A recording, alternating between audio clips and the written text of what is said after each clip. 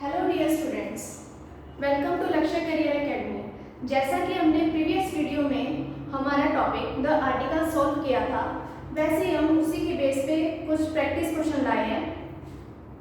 हमारे कंसेप्ट, जैसा कि हमने पिछले आर्टिकल्स में कंसेप्ट यूज किया था, उसी के बेस पे हम इनको सॉल्व करेंगे।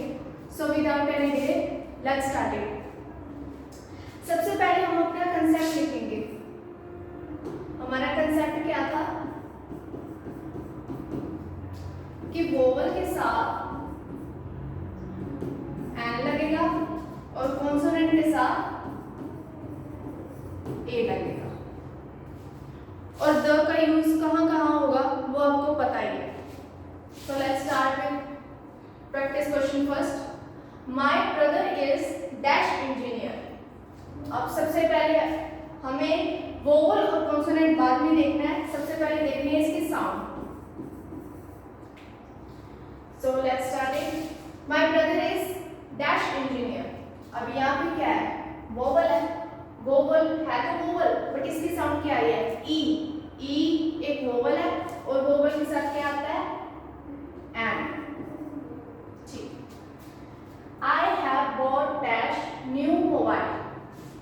अब ये क्या है? कॉन्सोनेंट है और कॉन्सोनेंट के साथ क्या यूज होता है? ए। तो यहाँ पे क्या आ जाएगा? ए। He will be back in dash hour. अब इसको बहुत सारे बच्चे क्या प्रोनाउंस करते हैं? Hour. That's not right pronunciation. It's hour. Hour में है तो H. H एक कॉन्सोनेंट है, बट जब इसकी प्रोनाउंसिएशन hour हम प्रोनाउंस करते हैं तो उसमें अ की साउंड आती है। ओके, अ को इंग्लिश लैंग्वेज में कौन बनाता है? ए। ए क्या है? वोवल, और वोवल के साथ क्या यूज होता है? एन। तो यहाँ पे क्या फील होगा? एन।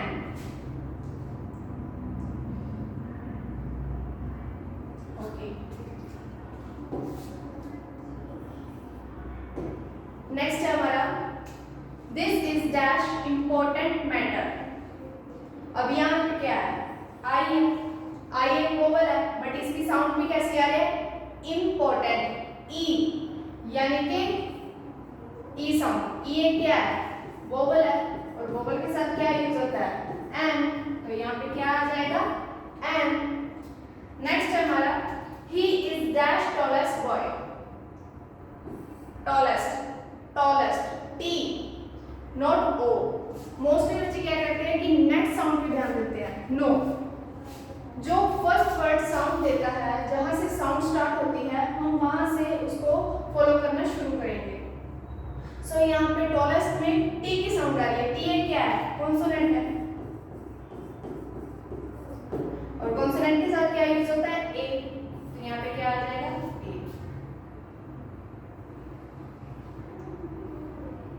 नेक्स्ट है हमारा sixth question, number 6। That is dash old camera. ओ एक वोवल है, इसकी साउंड भी ओ एक क्या है? वोवल है, और साउंड भी क्या है? ओ है। तो ओ एक क्या है? वोवल, और वोवल के साथ क्या लगता है? एन। यहाँ पे क्या आ जाएगा? N. I own dash cat and 2 dogs. I own dash cat and 2 dogs. अब सी कैट, क की साउंड आ रही है। सी क कौन बनाता है? क एक कॉन्सोनेंट है, के, और कॉन्सोनेंट के साथ क्या लगता है? ए। तो यहाँ पे क्या आ जाएगा? A. Dash the dash earth is round. Dash earth is round. अब ये भी बात नहीं रखनी है कि हमने कल किया था कि कहाँ पे उसका यूज होगा, कहाँ पे नेवर यूज ऑफ द और डेफिनेटली यूज ऑफ द, कि कहाँ पर बिल्कुल भी नहीं होगा उसको यूज और कहाँ पे पक्का होना ही होना है। द का यूज वहां पे होना है। अब ये है अर्थ, यानी कि सोलर सिस्टम से रिलेटेड चीज आ गई यहाँ पे। तो the earth, the sun, the moon या कोई अदर प्लेनेट का नाम, ठीक है, वहां पे क्या यूज होगा हमारा? द। तो यहाँ पे क्या आ जाएगा? द। ये एक सोलर सिस्टम से रिलेटेड चीज है, तो यहाँ पे हमारा क्या आ जाएगा? द।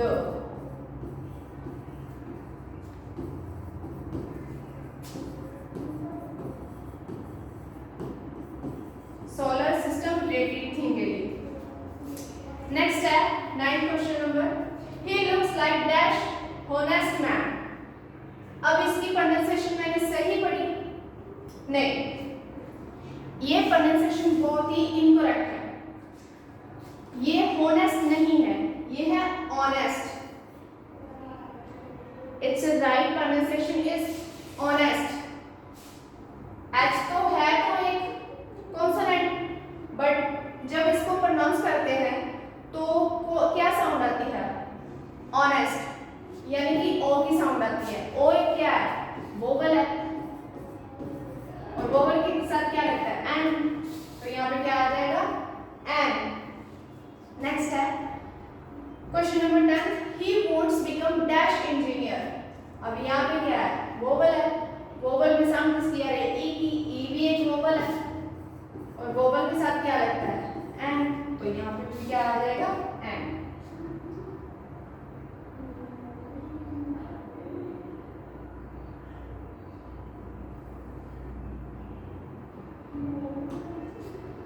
अब कल मैंने आपको एक कंसेप्ट क्लियर करवाया था नेवर यूज ऑफ द में, कि किसी भी कंट्री के साथ द नहीं लगेगा।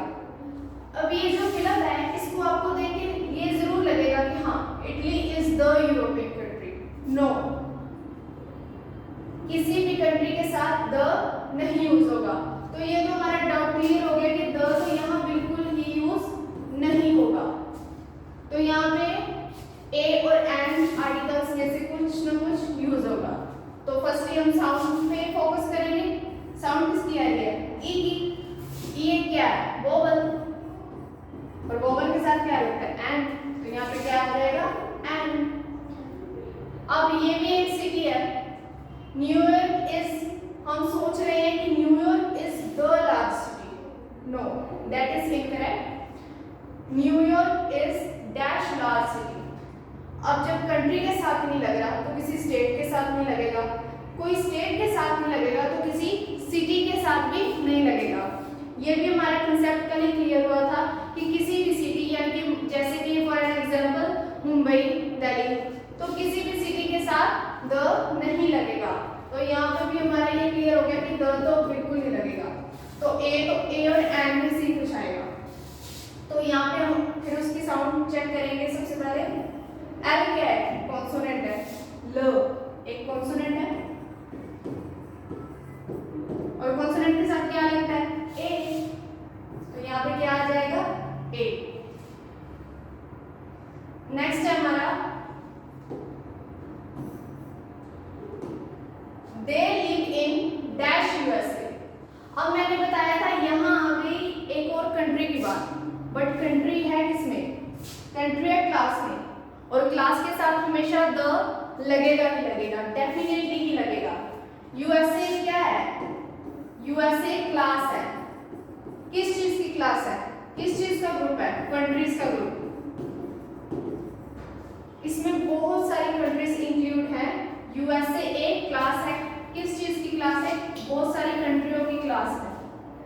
ठीक है, तो इस ये है क्लास, और क्लास के साथ क्या हमेशा द लगता है। तो यहाँ पे क्या आ जाएगा? द। नेक्स्ट है I would like dash Apple.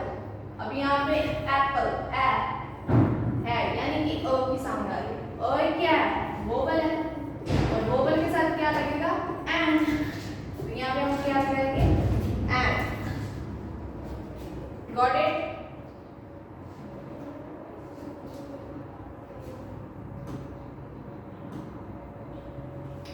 Next है English is dash second most spoken language. अब यहाँ पे भी हमने कल क्लियर किया था कि जो लैंग्वेजेस हैं उसमें कभी भी द नहीं लगेगा। तो हमारा सबसे पहला डाउट इसमें यही रहेगा कि क्या English is the second most spoken language? ये हो सकता है? नहीं, क्योंकि लैंग्वेज के साथ तो द लगेगा ही नहीं। ये हमने कल ही क्लियर कर लिया था, द लैंग्वेज के साथ नहीं लगेगा। तो यहाँ पे भी ए और एन में से ही कुछ ना कुछ यहाँ पे अप्लाई होगा। तो सबसे पहले ए और एन में से हम क्या सॉर्ट आउट करेंगे? इसकी साउंड है, स की साउंड है, स एस से क्या है? कॉन्सोनेंट है। कॉन्सोनेंट के साथ क्या लगता है? ए। तो यहाँ पे क्या आ जाएगा? ए।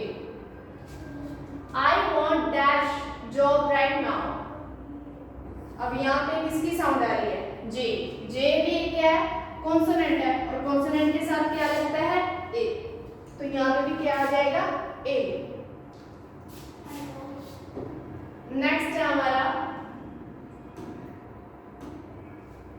he went to dash university England. Okay, अब यहाँ पे कंट्री की बात हो रही है, द तो लगेगा नहीं, ठीक है।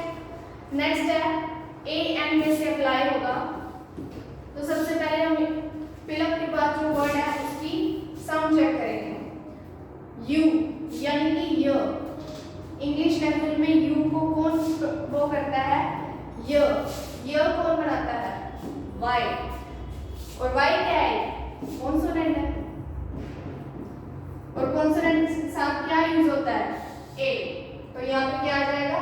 ए। मोस्टली स्टूडेंट्स ये गलती करते हैं कि यहाँ पे यू है, यू तो एक वोवल है, उसके साथ तो एन ही आएगा। नो, इसमें सब मैटर करता है साउंड। आर्टिकल्स में सबसे ज्यादा क्या मैटर करता है? साउंड। सो नेक्स्ट क्वेश्चन की तरफ बढ़ते हैं। नेक्स्ट है I need dash potato for the recipe. I need the potato. अब पोटैटो कोई खास चीज तो है नहीं है, तो यहाँ पे क्या या तो एन आएगा या ए आएगा, वो मैटर करता है इसकी साउंड पर। पी है, पी क्या है? कॉन्सोनेंट है,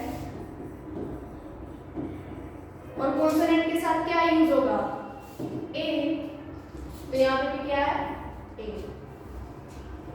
नेक्स्ट है I want dash email account. ठीक है, अब ईमेल यहाँ पे क्या है?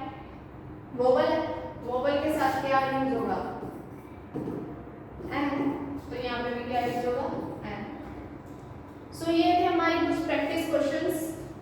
आप इनको दोबारा भी प्रैक्टिस कर सकते हो, या इनसे रिलेटेड कोई और क्वेश्चन की प्रैक्टिस करके इनको फुली अपना माइंड में प्रिपेयर कर सकते हो। आर्टिकल्स को ऐसे ही प्रैक्टिस कर करके इसकी और ज़्यादा नॉलेज ले सकते हो। So thank you so much. I hope कि आपने फुल नॉलेज ली होगी। सो नेक्स्ट वीडियो में किसी और टॉपिक के साथ मिलेंगे।